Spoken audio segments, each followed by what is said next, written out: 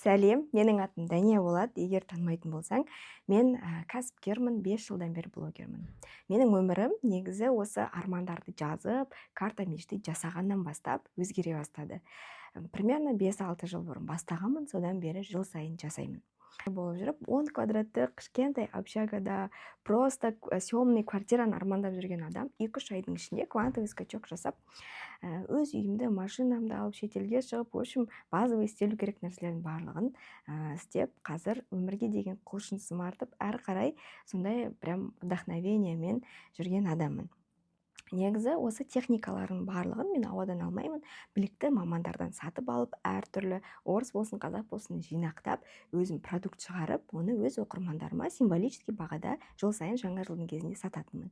Бірақ дәл осы жылы менде сондай бір чувство келді, просто бесплатно ізденем, көрем, білем деген адамға бергім келеді. Енді қараңыздармен бөлісіп өтейін. Қараңыздар, бүгін сіздерге барлық ішкі кухняны көрсетейін. Мен негізі орындалған армандарым өте көп. Мынау менің блокноттарым. Бұл жерде менде әртүрлі, мысалы, бөлек-бөлек жазамын да.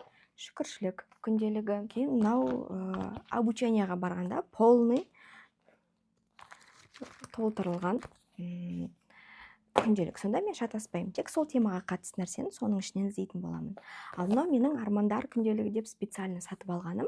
Бұның ішінде жастармен жазылған. 30 жасқа дейін, 30-дан 40 жасқа дейін, 40-тан 50 деп осылай 100 жасқа дейін жазылған. Динара Сабжан өзіне аскеза алған екен. 78 жасына дейін спиртной аузына алмайды деген. Значит, бұл жерде ол бірнеше нәрсені айтып тұрды.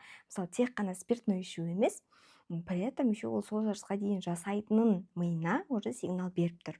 Сол сияқты нәрселер көп. Сайдмұрат Давлаттың да сабақтарында айтады. Ол өзіне 100 жасына дейін жазып қойған. Соның 50 жасқа дейінгі орындалу керегінің барлығы 30 жасына дейін орындалып қойған.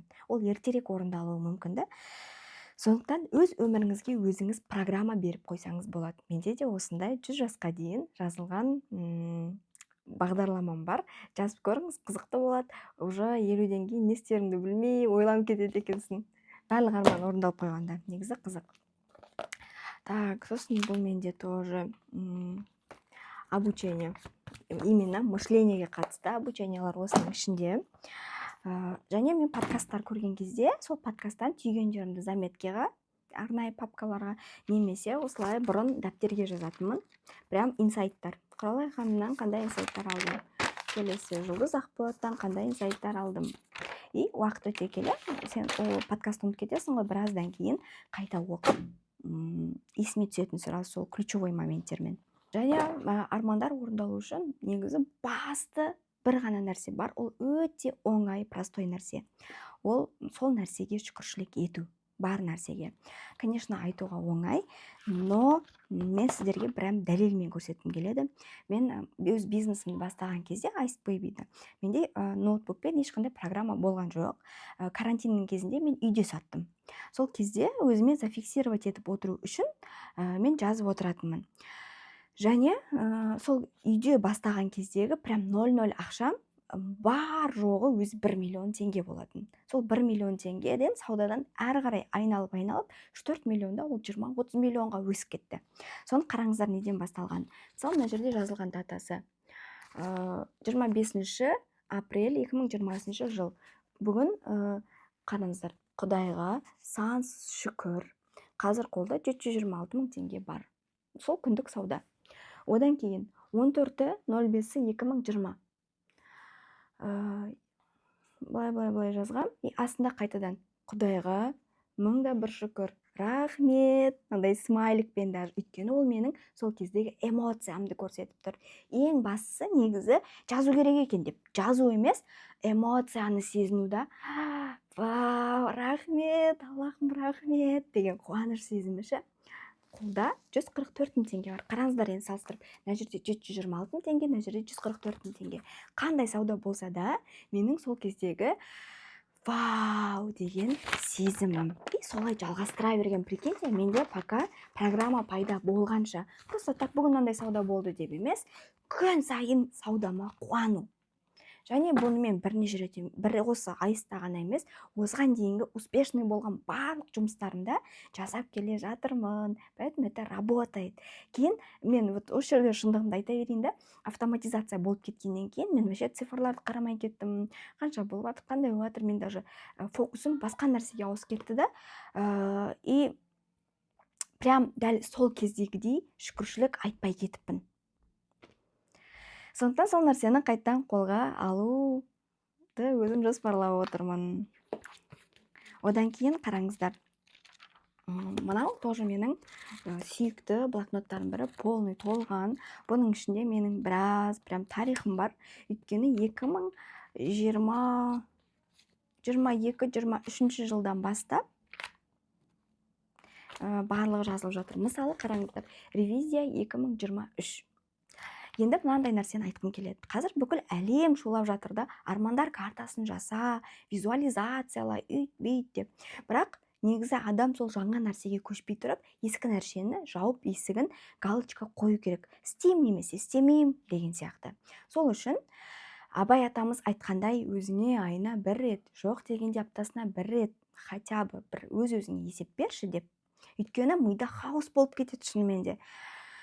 Үсті-үстіне жинала беретін болса, ми шаршайды да, еш нәрсені орындамауға шешім қабылдайды. Сондықтан да өткен жылға есеп жасау керек. Және бұл арнайы тәсіл өзім сатып алған, сонымен бөліскім келіп жатыр. Қараңыздар, ревизияның өзінің арнайы сұрақтары бар. Бірінші сұрақ неден басталады? Мен өзіме не үшін алғыс айтамын? Ең бірінші сұрақ, мен былай жазыппын. Видео контентке 500 000 теңге жұмсап түсіргенім үшін, адамдарға наставник болғаным үшін рахмет, үйдің ремонтын ойдағыдай жасағаным үшін рахмет, жаңа адамдармен көп танысқаным үшін рахмет, плаванияға барғаным үшін рахмет, цех ашуға тырысқаным үшін рахмет. Тігінге қатысып 2 толстовка тіккенім үшін рахмет. Былай айтқанда құнсыздандыруға болатын еді, сен цехқа тігінге қатыстың, тіккенің 2 толстовка, басқа түк шығармадың деген сияқты. Бірақ соның өзіне стараться еткеніме рахмет деп айтып жатырмын да. Және осы жерде бір лайфхак, адамдар көп нәрсені ұмытып қалады, жасаған нәрселерін құнсыздандыруға кетіп жатады. Сол үшін всегда түсіріп жүрген жақсы. Блог жүргізгеннің пайдасы осындайда. Немесе түсірмесеңіз де галереяңызға кіріп, даталармен ай-аймен қарауға болады. Мен осы айда не істеп жүрдім деп. Мен солай жасаймын көбіне. Қытайдан заку жасағаным үшін рахмет, машина жүргізіп үйренгенім үшін рахмет, Турцияға барып бренд шығарғаным үшін рахмет, HR капиталға қатысқаныма рахмет, айста тренинг өткізгенім үшін рахмет, анемияның лечениясы үшін рахмет, психологтан 20 сеанс өткеніме рахмет, еламанды футболға апарғаныма рахмет, шапан сатқаныма рахмет, стилиспен киініп өзіме көп ақша жұмсап үйренгенім үшін рахмет, Гүлбика ханымның наставничествосынан өткеніме рахмет, әрдайым өзіме қарап, люкс косметикаға көшіп, салонға 3 апта сайын баратыным үшін рахмет, себепсіз гүл алып үйренгенім үшін рахмет, спа это норма деп үйренгенім үшін рахмет, үйге клининг жалдап үйренгенім үшін рахмет, БД сатқаным үшін рахмет, өзіме iPhone, наушник сыйлағаным үшін рахмет, ақша жинап үйренгенім үшін рахмет дегендей кете береді. Енді мен просто бүгін ашылып отқаннан кейін как она есть бәрімен бөліскім келіп жатыр да. Екінші сұрақ. Негізі схематично осыны алғыңыз келетін болса, менде презентация түрінде де бар. Маған жекеге жазатын болсаңыз, мен сізге жіберетін боламын. Мен не үшін өзімді кінәлаймын? Это тоже важно. Өз-өзіңмен честный болу. Мысалы, мен өзімді не үшін кінәлаймын? Өзімді өзгелермен салыстырғаным үшін кінәлаймын. Өзімді құнсыздандырғаным үшін кінәлаймын. Күн сайын Reels түсірмедім деп кінәлаймын. YouTube, TikTok жүргізбедім деп, балаларыма көп уақыт бөле алмадым деп, күн сайын тамақ жасамадым деп, фитнесті тастап кеткенім үшін кінәлаймын деп жазыппын. Үшінші сұрақ, 2023 жылға қандай реніштерім бар? Маған ауыр тиген сәттер. Көбіне мен бұл жерде 4 нәрсе жазыппын қарым-қатынас жайлы.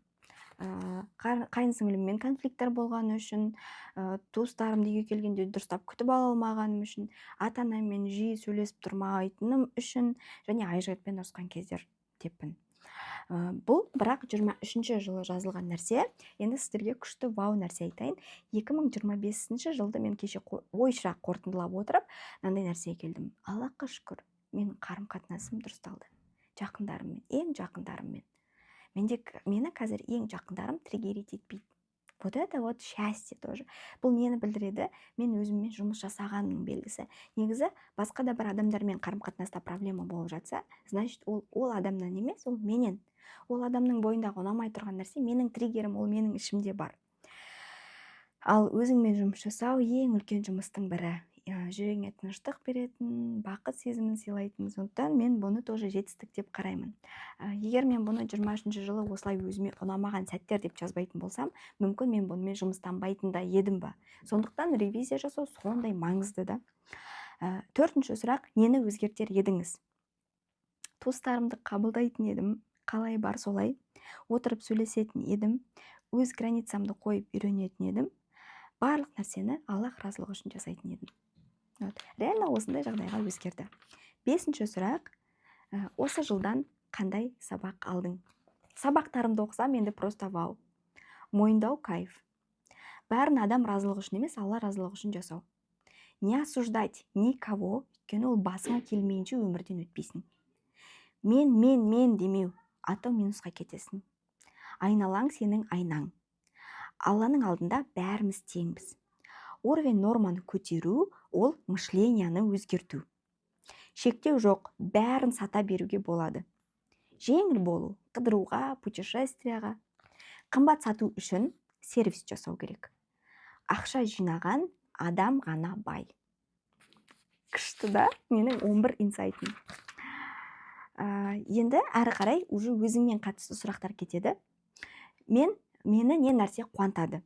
Билеу, прямой эфир жүргізу, сюрприз, баняға бару, машина айдау, продажа жасау, спорт және шопинг.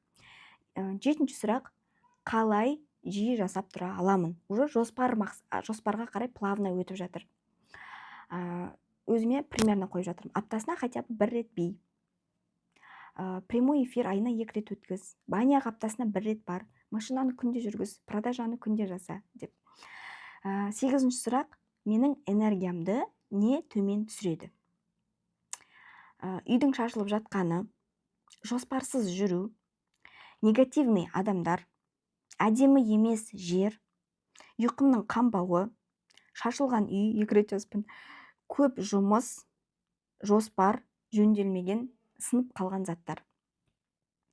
Енді бұның шешімі ретінде мен несін алам? Делегировать етуге болады, е? Қалай мен бұны шеше алам, энергиям түсіретін заттарды? Үйді жинап, тамақ жасайтын адам жалдай аламын. Жалдадым. Әдемі емес, сынған нәрселер жөндеп, үйді жинап, үйді ремонттау. Ол нәрсе тоже жасалды.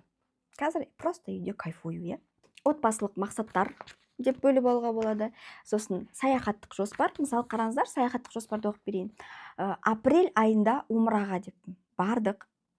Июнь айында Дубайға деген, бірақ біз июнь айында Катарға бардық, тоже ұқсас, Мальдивыға бардым. Одан кейін Қытай деп қойыппын. Қытайға 1 рет емес, 4 рет бардым. Получается, саяхаттық жоспарым 90% орындалған. Тек қана мына жерде Вьетнам ғана орындалмаған, қалған барлығы орындалыпты. Карьералық жоспар деп бөліп алған, миыңа түсінікті болады. Егер бүкіл цельдерді қатарынан жаза беретін болсаң, хаос болып кетуі мүмкін. Сондықтан секцияларға бөлініп алған жақсы. Ең бірінші саған маңызды отбасылық жоспарым, одан кейін отбасымен бірге немесе өзің саяхаттайсың, саяхаттық жоспар, қай айға примерно қайда барғың келеді, Карьераға жоспар, яғни біздің жұмысымыз маңызды бір бөлігіміз өміріміздің. Ең соңында жеке жоспар. Жеке жоспардың өзін бөліктерге бөліп тастауға болады. Менің денсаулығым, физикалық денсаулығым, менің менталды денсаулығым, ақылым, мысалы, айына 1 кітап оқу, обучениеға қатысу деген сияқты. Одан кейін ішкі жан дүниеме қатысты деп барлығын бөліп алуға болады. Және қаржылай жоспар деген бар. Ол нәрсені былай жасауға болады. Мен айына қанша табыс тапқым келеді? Мысалы 30 миллион болса, оны 12 айға көбейту, общий сумманы көрсету және варианттар жазу. А вариантымен бұл сумманы қалай таба аламын? Магазин арқылы, блог арқылы, Қытаймен сауда арқылы және тағы басқа варианттар. Вот осылайынан өзіңізге варианттар жазып алуға болады. Мен негізі бірнеше техникаларды қолданам. Соның ішінде мынау тек қана 1 жылға жоспарланған менің армандар картам. Бұны қалай жасаймын? Просто өзіме ұнаған, прям мені вдохновлять ететін суреттерді Pinterest'тен іздеп, Сосын олардың барлығын распечатка жасайтын жерге барамын да, барлығын осылай бір неге шығарып беруін сұраймын. Алып жабыстырып жүрмеймін, получается уже сразу готова распечатка.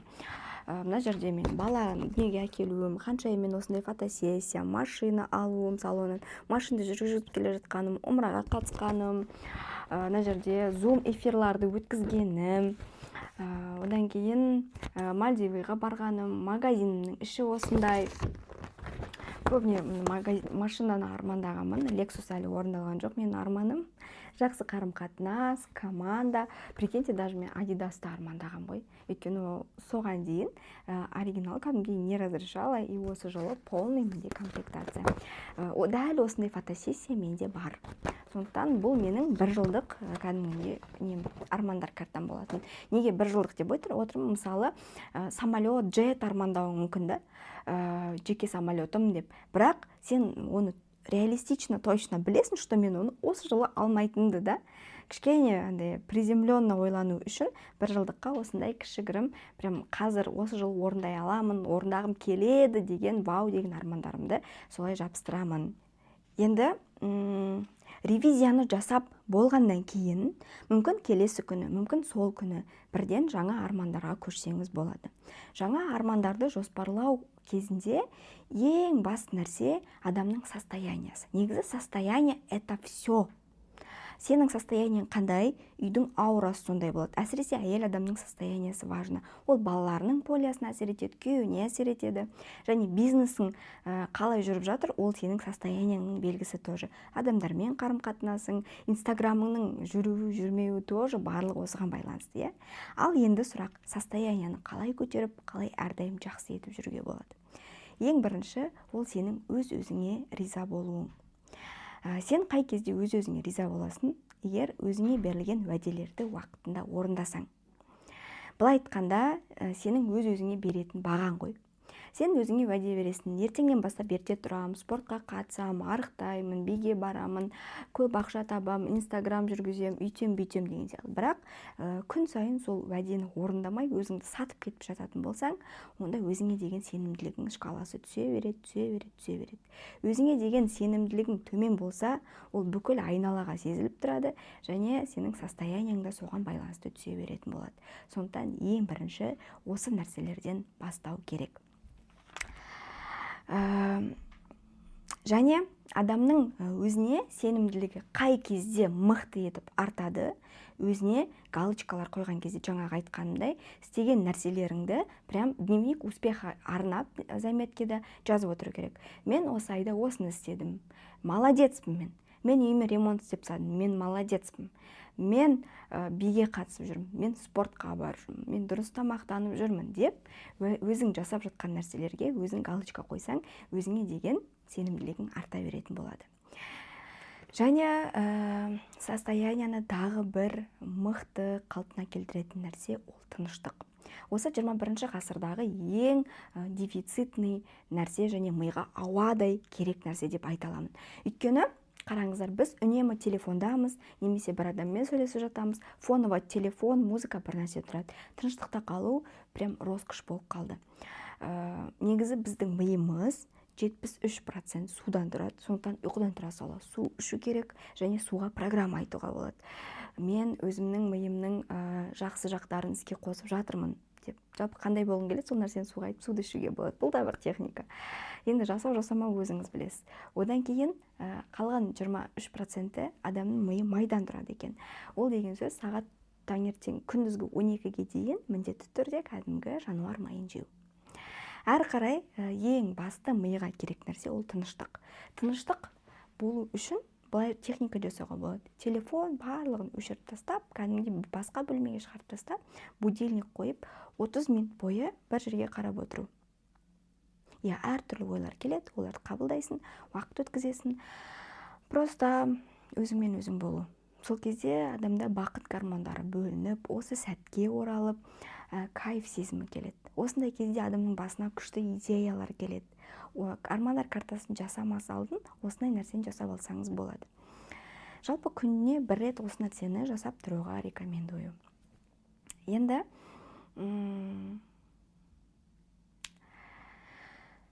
Және миды тыныштандыратын маңызды нәрселердің бірі ол медитация. Медитация жасау прям өте күшті эффект береді. Медитацияны жатып емес, немесе бір тұрып емес, осылайынан отырған кейіпте аяқты жерге тигізіп, тік отырып, осы сәтте отырып жасасаңыз, тоже өте дұрысырақ болады. Енді мынандай сұрақтар болады. Карта мечтады бір определенный күнде жасау керек па? Немесе тек қана жаңа жылдың алдында, жаңа жылдан кейін мен кеш қалып қойдым деген сияқты. Негізі оның еш қайсысы важна емес. Ең бастысы сіздің ниетіңіз, настроеңіз, состоянияңыз. Жаңағы айтқандай, состоянияның барлығын дұрыстап әкеп келіп жасау жақсы да. Әсіресе бір билеп алсаңыз, өлең айтып алсаңыз, энергия көтеріліп тұрған моментте келіп картаны жасайтын болсаңыз, онда күшті энергиямен зарядталатын болады. Енді ары қарай біз картаны вообще не үшін жасаймыз, армандар картасын? Оны сол именно визуал көзге көрсету. Осы нәрсе менің өмірімде бар екенін. Жалпы сен өзіңе қандай да бір ойлар келетін болса, оның барлығы уже сенің полеңде бар. Оны қалай дәлелдейміз? Аллах адамның ойына келмеген, істей алмайтын нәрсені ойына салмайды дейді. Значит, оны сен орындай аласың, просто таңдау керек. Иә, мен осыны жасаймын деп. Сондықтан сен көп картинканың ішінен соны таңдап алу керексің, миыңа көрсету керексің. Вот, мен осы нәрсені жасаймын деп. Вот сол үшін визуальный карта жасалады. Визуальный картаны Pinterest'тен өзіңе ұнаған суреттерді қиып алып, жабыстырып жасауға болады, немесе ең соңында картаны жасаған кезде активация деген техника бар. Ол барлық нәрселер жабыстырып болғаннан кейін қол жетімді, прям алайын деп жүрген бір затыңның суретін жабыстырасың. Мысалы, мен сырға жабыстырғам, сол сырғаны барып сатып алдым. Бұл деген сөз миға бұл картадағы армандар орындалып жатыр деген белгіні береді. Не болмаса, просто магазиннен барыне шоколадын жабыстырып қойып, магазиннен барып соны сатып әкеліп миды алдауға болады. Бұл картадағы армандар жұмыс жасап жатыр, активацияланып жатыр деп. Және осылай активация жасап, ары қарай жүре беруге болады. Және айтуға ұмытып кеттім, басты моменттердің бірі осыған дейін де айттым. Ең бірінші бұл формула деп айтуға болады. Сезім және уже орындалғандай етіп жазу. Мысалы, менің тістерім әппақ, түп-түзу етіп жасатып алдым деп жасатып алдым осы моментте, және сол кездегі сезімім қандай? Мен камераға от души вау деп күліп жатырмын. Және сол видеомды өзім көрген кезде маған қатты ұнап жатыр. Мен бақыттымын, мен қуаныштымын деген сезім. Сол моментте, сол орындалған кезде қандай сезімде боласың? Сол сезімді және осы орындалғандай уақытта жазу. Жалпы мидан сигнал келеді, жүректен сезім келеді. Екеуі қосылып бізге вибрацияны береді. Вибрацияң сенің жақсы болған кезде өміріңе тек қана жақсы нәрселер тарта бересің. Аллахтың өзі айтқандай, мені қандай деп көрсеңдер, мен солай болып көрінемін дейді. Значит, сен күн сайын басыңда нені ойлайсың, негатив ойлай берсең, негативті шақыра бересің. Өйткені ол нәрсе саған важна деп сезіледі. Ал егер сен үнемі жақсы сезімдерді, позитивтарды, жаңағындай сезімдерді сезіне беретін болсаң, шүкіршілікті, онда саған одан сайын шүкіршілік етсеңдер арттырам деп арта беретін болады. Сондықтан фокусты жақсы нәрсеге қояйық. Одан басқа тағы соңғы екі техника емес, просто өзім жасайтын нәрсені айтайын. Виш-лист. Көп адамдардан сұрасаң, саған не сыйлайын деп, білмеймін, бір нәрсе деп қысылып кетеді. Негізі виш-листің болған жақсы. Кәдімгі заттардан не алғың келеді, сол список жазып қойға болады. Мен назат алғым келеді. Менің виш-листтарым бар, почти 80-90% орындалған. Күлкілі осы да, мысалы Яндекс колонка болған менде, менің любимый затымның бірі. Сол орындалған деген сияқты. Солай жазып тастауға болады. Және прикольный бір жері, мысалы туған күнің мерекеде сол нәрсені жариялай салуға болады. Міне менің виш-листім, осы нәрсені әперсеңдер болады. Чем керек емес, ұнамай қалған затты бергеннен гөрі бәрібір ақша құртылады ғой. Сенің ұнататын жақсы затың сыйлағаны керемет емес пе? Және ең соңғысы Брейн Трейсидің техникасы, бұл нәрсені күнделікті жасауға болады. Мысалы сен картаны аласында бір моментте жасап қойып қоясың. Ал Брейн Трейсидің техникасын арнайы бір блокнот арнап алып, соған жазып отыруға болады. Ол жерде 10 мақсатты жазасын. 5 рухани, мен өзім үшін солай жазам. 5 рухани, 5 материалдық деп. Жеткім келетін нәрсе. тура тоже осы шақта жазасың. Мен осы нәрсе салоннан Lexus 350 қара түсті детальны ақ машинасын алып жатырмын. Мен өте қуаныштымын, бақыттымын, Аллахқа шүкір деп жазасың. Солай және келесі күні числоны жазасың ғой. Бетті аударған кезде ана 10 арманға қарамай, келесі тағы 10 арманды жазасың. Солай 1 ай бойы, 3 ай бойы жаза бересің. Бірақ біраздан кейін оқып анализдеп қарайтын болсаң, кейбір армандар өзгеріп кеткен болады. Ал кейбір армандар қайталанған болады. Сол қайталанған армандар негізі нақты өзіңдікі. Ал қалғандары навязанный немесе маңызды емес болуы мүмкін. Және өзіңнің армандарыңның навязанный болатын болса, тоже орындалу қаупі өте төмен болады да. Көбіне біз біреуден көреміз, мынандай орындалып жатыр, мынандай орындалып жатыр. Мен де давай жазайын, жазасың, бірақ орындалмайды. Сол кезде сұрақ болады, неге орындалмай жатыр деп. Өйткені ол навязанный болуы мүмкін. Оны қалай ажыратамыз? Ең бірінші өзіңе сұрақ қоясың, көзің жұмасында. Егер әлемде ешкім жоқ, вообще менің бұл нәрсемді алып жатқанымды, орындалып жатқанын бірде-бір адам көрмейді, Инстаграм жоқ және адамдар жоқ. Мен сонда да ол нәрсені қалаймын ба? Деп сұрақ қоясың. Егер иә болса, ол арман сенікі. Вот. Менде негізі машинамен солай болған. Мен машинаны солай тексергенмін. Мен прям елестететін, әлемде адамдар жоқ болса да, құмның үстінде айдап кетіп жатқанымды елестеткім келеді, көргім келеді деген сияқты. И менде сол жылы прям күшті орындалды. Мен негізі позициям андай. Барлық нәрсені қарап, оқып, зерттеп көремін, бірақ еш нәрсемен фанатет етіп кетпеймін.